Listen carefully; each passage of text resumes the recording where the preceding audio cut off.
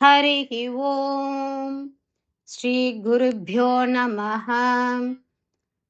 These slokas are recorded by separating the stanza word by word for easy learning. Please share your feedback in the comment. Kindly subscribe and share to others. Om Namo Bhagavate Vasudevaya. Om Namo Narayanaya. ദശകം 93. ഈ ദശകം കൂടുതൽ ദാർശനികവും മേൽതത്വശാസ്ത്രപരവുമായ മേഖലയിലേക്കാണ് കടക്കുന്നത്. ഇത് ഭാരതീയ ദർശനത്തിലെ പുരാതനമായ ഒരു തത്വശാസ്ത്ര സംവിധാനമായ സാഖ്യ ദർശനത്തെ ആധാരമാക്കുന്നതാണ്. സാഖ്യ എന്നത് എണ്ണം അല്ലെങ്കിൽ സംഖ്യ എന്നർത്ഥം വരുന്നതാണ്. സത്യത്തെ മനസ്സിലാക്കുന്നതിനായി യഥാർത്ഥത്തിന്റെ ഘടകങ്ങളെ ക്രമബദ്ധമായി പട്ടികപ്പെടുത്തുന്ന ഈ ദർശന രീതിയെയാണ് അത് സൂചിപ്പിക്കുന്നത്. ജീവാത്മാവ് സ്വഭാവത ശുദ്ധനും ദിവ്യനുമാണെങ്കിലും 23 തത്വങ്ങളുമായി ഉള്ള ബന്ധം മൂലം ജനന മരണ ചക്രമായ സംസാരം അവനെ ബന്ധിക്കുന്നു എന്നിത് വിശദീകരിക്കുന്നു. പുരുഷൻ ശുദ്ധവും മാറ്റമില്ലാത്തതുമായ ചൈതന്യം അല്ലെങ്കിൽ ആത്മാവ്. പ്രകൃതി സദാ മാറിക്കൊണ്ടിരിക്കുന്ന പ്രകൃതി അല്ലെങ്കിൽ ദ്രവ്യം. മനസ്സ്, ശരീരം മുഴുവൻ, ബ്രഹ്മാണ്ടം എന്നിവയെ ഉൾക്കൊള്ളുന്നത്. ഈ 23 തത്വങ്ങളും പ്രകൃതിയിൽ നിന്നാണ് ഉത്ഭവിക്കുന്നത്. പ്രകൃതി സ്വയം മൂലകാരണമാകുമ്പോൾ അതിൻ്റെ പ്രകടമായ ഈ 23 തത്വങ്ങളാണ് ആത്മാവിനെ ലൗകിക ജീവിതത്തിൽ കൊടുക്കുന്നത്. ഇപ്പോൾ നമുക്ക് ഇതിനെ ഘട്ടം ഘട്ടമായി നോക്കാം. ഇനി നമുക്ക് ആ 23 ഗുണങ്ങൾ അഥവാ തത്വങ്ങൾ എന്തെല്ലാമാണെന്ന് നോക്കാം. ഈ ദശകം പ്രകടമായ ലോകത്തിൻ്റെ അടിസ്ഥാന ഘടകങ്ങളായ 23 തത്വങ്ങളെ പരാമർശിക്കുന്നു. ആദ്യത്തേത് 5 മഹാഭൂതങ്ങൾ. ഭൂമി, ജലം, അഗ്നി, വായു, ആകാശം എന്നിവയാണ് ആ പഞ്ചമഹാഭൂതങ്ങൾ. അടുത്തത് 5 തന്മാത്രകൾ. ശബ്ദം, സ്പർശം, രൂപം, രസം, ഗന്ധം എന്നിവയാണ് ആ പഞ്ചതന്മാത്രകൾ. 3. ഇനി ആ 5 ജ്ഞാനേന്ദ്രിയങ്ങൾ ഏതൊക്കെയാണെന്ന് നമുക്ക് നോക്കാം. ചെവികൾ, ത്വക്ക്, കണ്ണുകൾ, നാവ്, മൂക്ക് എന്നിവയാണ് ആ പഞ്ചജ്ഞാനേന്ദ്രിയങ്ങൾ. 4. 5 കർമ്മേന്ദ്രിയങ്ങൾ. വായ്, കയ്യ്, കാല്, മലവിസർജനേന്ദ്രിയം, ജനനേന്ദ്രിയം ഇവയാണ് 5 കർമ്മേന്ദ്രിയങ്ങൾ. 5. 4 അന്ധകരണങ്ങൾ അഥവാ ആന്തരിക ഉപകരണങ്ങൾ. മനസ്സ്, ബുദ്ധി, അഹങ്കാരം, ചിത്തം എന്നിവയാണ് ആ 4 അന്ധകരണങ്ങൾ. പ്രകൃതിയെ കൂടെ ഉൾപ്പെടുത്തിയാൽ ആകെ എണ്ണം 24 ആകുന്നു. എന്നാൽ ദശകം 93 പ്രകൃതിയെ ഒഴിവാക്കിയുള്ള 23 തത്വങ്ങളെയാണ് ശ്രദ്ധയിൽപ്പെടുത്തുന്നത്. കാരണം പ്രകൃതി ബന്ധിപ്പിക്കുന്ന ഒരു ഗുണമല്ല, മറിച്ച് എല്ലാ തത്വങ്ങളുടെയും ഉദ്ഭവകാരണമായ മൂലതത്വമാണെന്ന് കണക്കാക്കപ്പെടുന്നു. സാഖ്യദർശനത്തിന്റെ മുഖ്യ ലക്ഷ്യം ആത്മീയ മോക്ഷമാണ്. ആത്മാവ് അഥവാ പുരുഷൻ ശരീരം, മനസ്സ് സമുച്ചയമായ പ്രകൃതിയിൽ നിന്ന് വ്യത്യസ്തമാണെന്ന് ബോധ്യപ്പെടുന്നതിലൂടെ ജനന മരണ ചക്രമായ സംസാരം അതിൽ നിന്നും മോചിതനാവുക. ഈ തത്വങ്ങൾ ആത്മാവിനെ എങ്ങനെ ബന്ധിക്കുന്നു എന്ന് നോക്കാം. വ്യക്തിപരമായി ആത്മാവ് ശുദ്ധനും ദിവ്യനുമാണെങ്കിലും ഈ തത്വങ്ങളുമായി സ്വയം ഐക്യപ്പെടുന്നതിലൂടെ അവയിൽ കുടുങ്ങിപ്പോകുന്നു.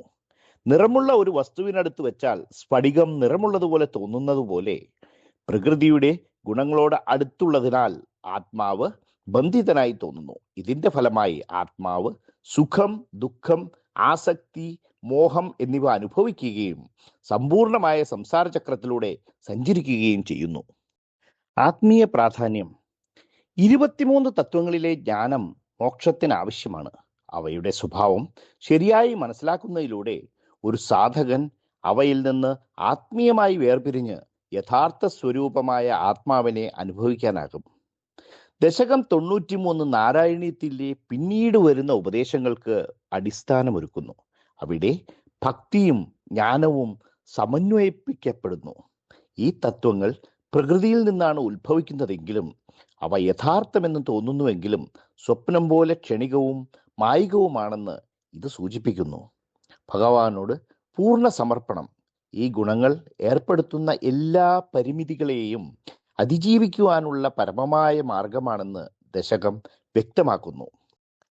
ചെളിയുള്ള വെള്ളത്തിൽ വീണുപോയ ഒരു ഹംസത്തെ പോലെ ആത്മാവ് തനിക്ക് ചേരുന്ന സ്വഭാവശുദ്ധിയുടെ ആകാശത്തിലേക്ക് തിരികെ പറക്കുവാൻ ആകാംക്ഷയോടെ കാത്തിരിക്കുന്നു.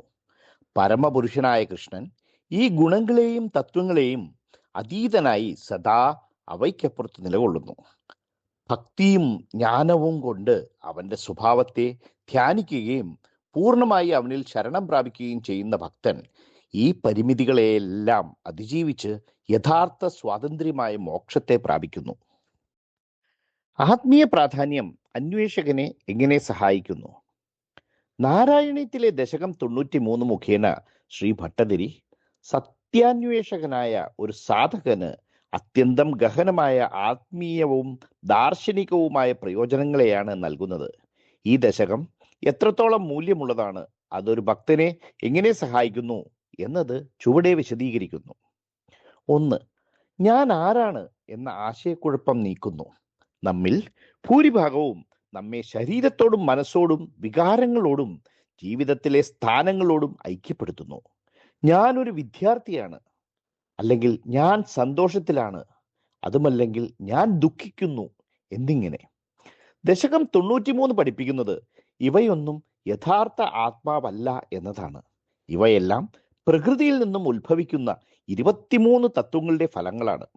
ഇത് മനസ്സിലാക്കുന്നത് വ്യാജമായ സ്വയം ബോധത്താൽ നിന്ന് വിട്ടുനിൽക്കുവാനും ശുദ്ധവും മാറ്റമല്ലാത്തതുമായ ആത്മാവിന്റെ സത്യത്തിലേക്ക് അടുക്കുവാനും സഹായിക്കുന്നു.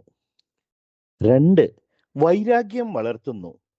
ഈ തത്വങ്ങളുടെ സ്വഭാവം അവ ക്ഷണികവും സദാ മാറിക്കൊണ്ടിരിക്കുന്നതും ഒടുവിൽ മായികവുമാണെന്ന സത്യം തിരിച്ചറിയുമ്പോൾ ഭക്തന് അവയോടുള്ള ആസക്തി സ്വാഭാവികമായി കുറഞ്ഞു തുടങ്ങുന്നു.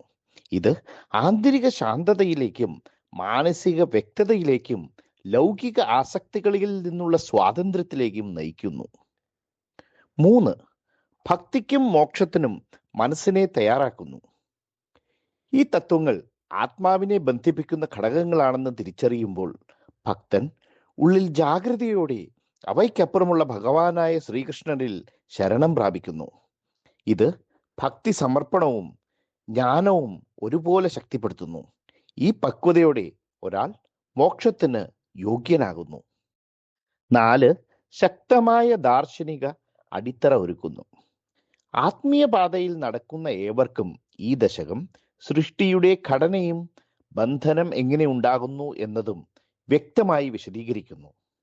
വേദാന്ത പരമ്പരകളിൽ ഉടനീളം അനിവാര്യമായ ഈ അറിവ് ആചാരങ്ങളെയും വികാരങ്ങളെയും അതിജീവിച്ച് മോക്ഷത്തിന്റെ യഥാർത്ഥ സംവിധാനത്തെ കാണാൻ ഒരു സാധകനെ സഹായിക്കുന്നു. 5. ആന്തരിക ശക്തിയും നിർലിപ്തതയും വളർത്തുന്നു. ജീവിതത്തിൽ ശാരീരിക വേദനയും മാനസിക കലാപവും ലൗകിക നഷ്ടങ്ങളും നേരിടുമ്പോൾ ദശകം 93 മനസ്സിലാക്കിയ ഒരാൾ ഇങ്ങനെ ഓർക്കും: ഇവയെല്ലാം തത്വങ്ങളുടെ മാറ്റങ്ങളാണ്, എൻ്റെ യഥാർത്ഥ സ്വരൂപമല്ല. ഈ ബോധം അസ്ഥിരതകളുടെ നടുവിലും അചഞ്ചലമായ ആന്തരിക സ്വസ്ഥിരതയും ശാന്തമായ മനസ്സും നൽകുന്നു.